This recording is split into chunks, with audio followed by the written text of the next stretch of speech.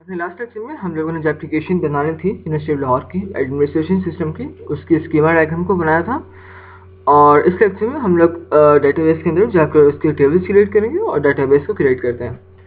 तो ब्राउज़र में जाके मैं लोकल होस्ट /php माई एडमिन लिखूंगा तो मेरे सामने इंटरफेस आ जाएगा। और इस इंटरफेस के अंदर लेट्स से मैं एक नया डेटाबेस क्रिएट करता हूँ। हम लोग जो एप्लीकेशन बना रहे हैं यूनिवर्सिटी ऑफ लाहौर की एडमिनिस्ट्रेशन सिस्टम की पर है, तो मैं इसका नाम कुछ मिलता जुलता ही रखना चाहूँगा। आप कुछ भी रखते हैं, लेट्स से मैं रखता हूँ university of Lahore UL admin sis I think that's okay. और आप देखेंगे लेफ्ट साइड पर आपको UL एडमिन सिस नज़र आएगा। उसमें जाएं और उसमें जाकर क्रिएट टेबल के अंदर आप लोग जस्ट टेबल के नाम लिखें और इंटर प्रेस कर दें। यहाँ पर आपको फील्ड्स कुछ बतानी है। आपको कुछ याद होगा कि हम लोगों ने एडमिन का ID, नेम, ईमेल, पासवर्ड लिया था। ID, नेम, ईमेल और पासवर्ड। तो ID जो था वो था प्राइमरी और ऑटो इंक्रीमेंटेड और इंटीजर थी उसके टाइप। नेम थी हमारे पास टेक्स्ट फील्ड में। ईमेल वारचार हो सकता है क्योंकि ईमेल आजकल बहुत अजीब से लोगों ने रखे होते हैं, फनी प्रिंस 01 ब्ला ब्ला ब्ला, स्पेड प्रिंस ब्ला ब्ला 0134 ब्ला। उसमें वारचार आ सकता है वारचार मतलब वेरिएबल 01 कैरेक्टर ABC। तो पासवर्ड भी वारचार हो सकता है। इनकी जो टाइप है वारकर नेम है वो टेक्स्ट ही होगा हमेशा, क्योंकि आपके नाम के अंदर कभी भी 01234 नहीं आता, जस्ट टेक्स्ट होता है उसके अंदर। तो यह कैरेक्टर्स होते हैं और कैरेक्टर्स भी यहाँ पर टेक्स्ट ही आते हैं। तो उसके अलावा यहाँ पर हमें जो इसकी लिमिट है वो बतानी पड़ेगी। नेम मैं चाहता हूँ कि आपका जो है 50 कैरेक्टर्स का हो। ईमेल बहुत लंबी आजकल यूजर्स बनाते हैं, क्योंकि मुझे याद है कि जो अपनी साइट है ulbc.com, उस पर जब मैंने 50 लेंथ रखी थी ईमेल की तो वो भी क्रॉस हो चुकी थी, तो उसे भी मैंने रिमूव करके 60 किया था। तो यहाँ पर मैं इसे 100 कर देता हूँ क्योंकि मुझे पता आप लोगों के बहुत लंबे ईमेल्स होते हैं। पासवर्ड मैं 255 कैरेक्टर्स उसके लिमिट है वही रखता हूँ। तो आई गेस हमारे पास ये कंप्लीट हो चुका है एडमिन का टेबल। इसे मैं सेव करूँगा यहाँ से और एडमिन का टेबल क्रिएट हो चुका है। तो एक नया टेबल क्रिएट करते हैं स्टूडेंट्स का। स्टूडेंट्स की हमारे पास ID, name, roll number, password. ID, name, roll number and password.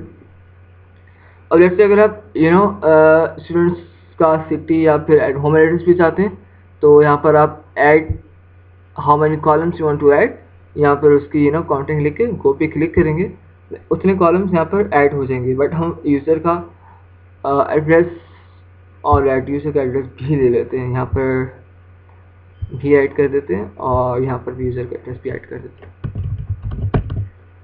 ताकि पता चले कि यूज़र का जो होम एड्रेस है वो क्या है। यहाँ पर भी ID जो है वो ऑटो इंक्रीमेंटेड और प्राइमरी होगी। टाइप इंटीजर, नेम जो है वो टेक्स्ट, रोल नंबर आपका वारकर में होता है, पासवर्ड भी वारकर में होता है और एड्रेस भी वारकर में होता है।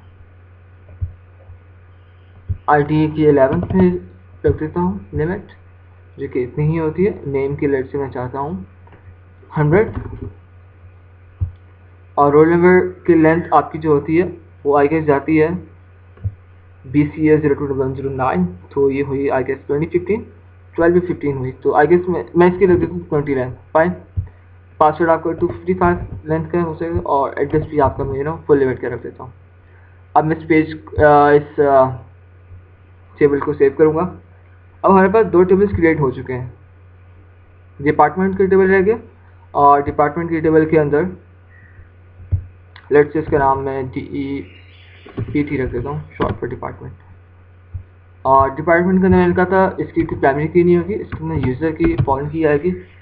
तो मैं अपने लिए उसको पहचानने के लिए यहाँ पर कुछ भी नाम लिख सकता हूँ, क्योंकि यहाँ पर जो स्टूडेंट की फॉरेन की यहाँ पर यूज़ हो रही है, तो यहाँ पर मैं S_ID लिख दूँगा ताकि मुझे पता हो कि फॉरेन की वही है जो स्टूडेंट की टेबल में से आ रही है। और डिपार्टमेंट का नेम होगा, ये इंटीजर ही होगी और डिपार्टमेंट का नेम टेक्स्ट में होता है। डिपार्टमेंट का नेम भी काफ़ी लंबे होते हैं हमारे, तो like university of Lahore computer science department blah blah blah. Student ID क्या जो लिमिट है 11 रख देता हूँ। और ये हमारे पास जो होगा ना तो ऑटो इंक्रीमेंटेड होगी ना ही प्राइमरी होगी, ये हमारे पास होगी इंडेक्स। अब इंडेक्स क्यों होगी? क्योंकि इस इंडेक्स के ऊपर हम लोगों ने एज अ फॉरेन की यूज़ करना है स्टूडेंट्स की जो प्राइमरी की उसे, इसलिए मैं यहाँ पर इसे इंडेक्स रखूँगा और इसे अब मैं सेव करूँगा। तो आप लोग सोच रहे होंगे कि जो रिलेशनशिप मैंने बताया था कि जो की है ये इटसेल्फ नहीं है, ये एज अ फॉरेन की यूज़ हो रही है इस आईडी के अंदर से। तो ये मैंने सेट तो नहीं किया, तो ये मैं अभी सेट करने लगा हूँ। डिपार्टमेंट की टेबल के अंदर जाऊँगा, स्ट्रक्चर के अंदर जाऊँगा, रिलेशन व्यू के अंदर जाऊँगा, यहाँ पर मैं सेट करूँगा कि इस डाटाबेस के अंदर से, इस टेबल के अंदर से ये जो की आ रही है ये वही फॉरेन की है जो कि मैंने यहाँ पर s_id यूज़ की है। तो मेरे इस तरह करने से जो रिलेशनशिप बनेगा डाटाबेस के अंदर वो कुछ बनेगा इस तरह से। अगर मैं यहाँ पर पेंसिल लेता हूँ सॉलिड कलर तो वो बनेगा क्या आगे ऑलराइट।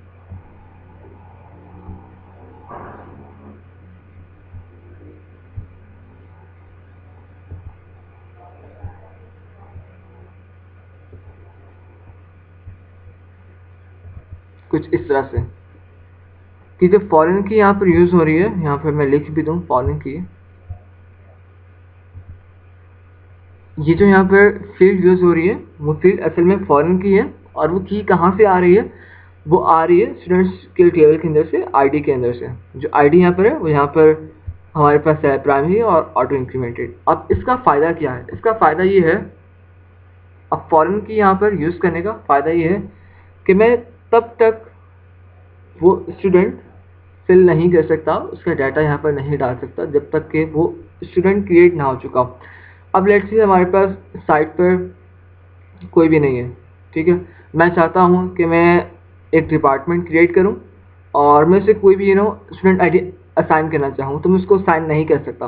क्यों नहीं कर सकता? क्योंकि ये मुझे एरर दे देगा, ये कहेगा जब तक उस आईडी का स्टूडेंट यहाँ पे क्रिएट नहीं हुआ मैं उस स्टूडेंट का डिपार्टमेंट क्रिएट नहीं कर सकता। लेट्स से हमारे पास यहाँ पर 10 स्टूडेंट्स हैं हमारे वेबसाइट के ऊपर और 10 स्टूडेंट्स तक जो आईडी यूज़ हुआ है 1 से लेके ऑटो इंक्रीमेंट के साथ 10 तक यूज़ हुआ है। लेट्स से मैं चाहता हूँ कि मैं एक नया डिपार्टमेंट की टेबल के अंदर जाऊँ और मैं कहूँ कि हमारे पास एक नया स्टूडेंट तो आया है बट अभी तक वो साइट पर रजिस्टर्ड नहीं हुआ, तो मैं पहले उसके डिपार्टमेंट दे दूँ। ठीक है, आप ये सोचें, आप यहाँ पर उसका डिपार्टमेंट नेम सेट करें, CS या प्लान जो भी था, और यहाँ पर जब आप जैसे ही उसकी की 11 रखेंगे तो एरर दे देगा। वो कहेगा कि जब तक वो 11 की का बंदा स्टूडेंट यहाँ पर नहीं आता मैं उसका डिपार्टमेंट सेट नहीं कर सकता।